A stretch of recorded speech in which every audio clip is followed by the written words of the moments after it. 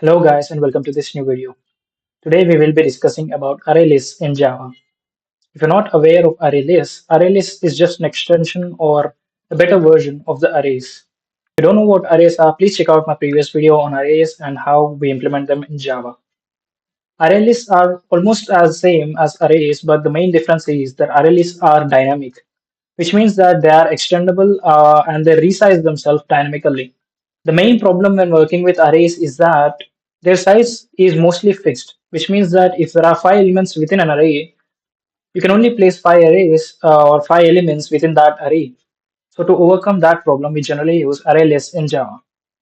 This video is also the start to the data structures in Java course, which will be a playlist in my YouTube channel. So please check it out. And please make sure to subscribe and like to this channel. And also please make sure to turn on the bell icon so that you won't be missing any more videos on data structures in Java. To simply show ArrayList in Java, if you take a diagram here, we can see that these are completely similar to that of an array. They follow the same indexing like zeros and one. It starts from zero and ends at that specific point. So what ArrayList does is whenever the elements are full, let's say if the elements are completely full, what ArrayList does is it extends itself. So similar to this, like, excuse my drawing, but just a concept. Similar to this, it extends itself and dynamically reshapes itself to a newer size. Generally, what it does is an array list doubles its own size. So there are 8 places in the first array list, but when the elements are full, it will make itself into a 16 sized array list. And when all the elements are full, the array list will close itself to the last element that is available. So let's say if I fill up to the index, let's say if I fill up to the index 9, for example, so I can just say 9 and 10. So the array list will cut off this part and finish at this position, so the ninth index. So the array list, the final size of that array list would be 9 index places or 10 positions, let's say. And it is very easy to implement array list in Java. An array list is a part of a data structures in Java. So let's see some code that explains how array lists are implemented. The main part in code is the import statement. So as you know, import statement is always on the first line, and we need to import from java.util.arraylist. This is a direct implementation. The ArrayList can be directly imported in Java. So let's see how we can implement that. And let's, for example, say integer. So we are creating an array list of data type integer. And let's just name it values is equals to, again,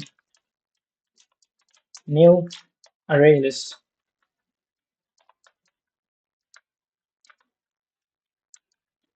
So let's try and make sure it actually works. And if I try to print values right now, values is this array list. So if I run the program, sorry, 1 second, you can see that right now the array list is empty. So how you can fill out the places within the array is very easy. The main difference between arrays and array lists in Java is that array list supports a rich set of methods within Java. So all you need to do is enter values dot add, let's say an integer 10. And let's use a semicolon and let's just populate that array list. For example, I'm gonna do this and that. Let's just say 20, 30, 40, and 50. So if I just print it out again, sorry.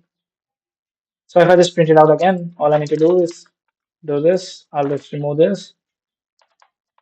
And if I run that program now, we can see that the array list is filled with these five elements, that is 10, 20, 30, 40, and 50.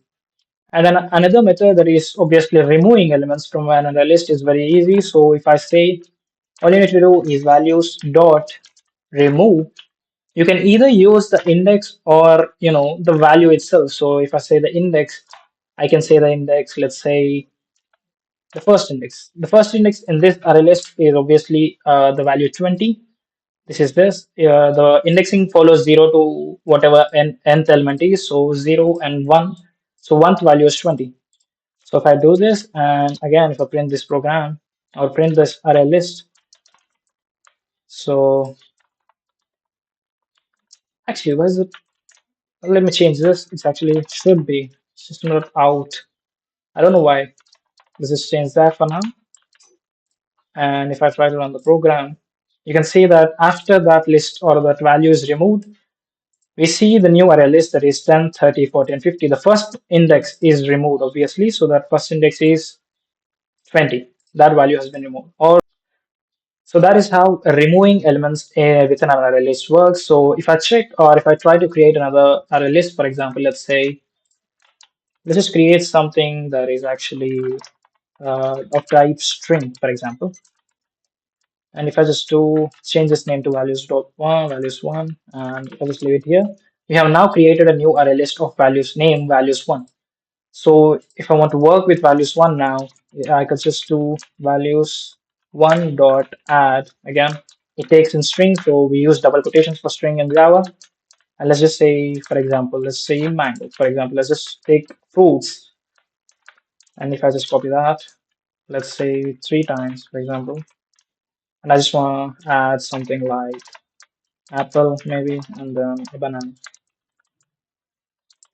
Now we have created a value or an array list that takes strings. So if I just do values dot one and if I try to print this, you can see that it prints this array list that takes the type string. And generally, another way to remove elements within an array list when it is of type string or other elements or other types, we can do another way, which is using the object itself. So if I say values dot remove the object, and if I say, let's say banana, it's actually values one, so I'll just do this. And if I try to remove the value banana from values one array list, and if you check it out now, so I can just say, see this, the banana value or the banana value has been removed from that array list. So this is how we can also remove values within an array list when it is not numbers that you're working with or integers.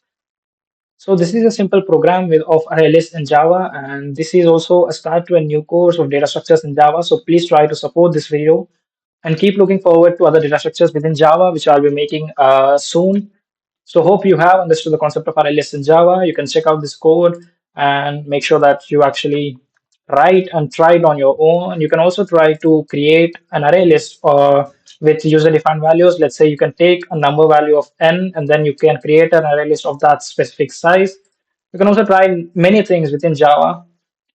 And there's also another method that I want to discuss. Actually, I have forgotten. So sorry. I can check out another method, which is the values.contains method, which takes, let's say I want to check if the value mango is within that, uh, the array list. So if I run the program now, actually I need to print it out. So I'll just do s out and I'll just try to put it in. I'll make it very quick. So if I check the program out now, so it shows true, which means that value actually exists within that array list. So the value we are trying to search for is mango. So obviously the mango exists within this array list, so it has shown true.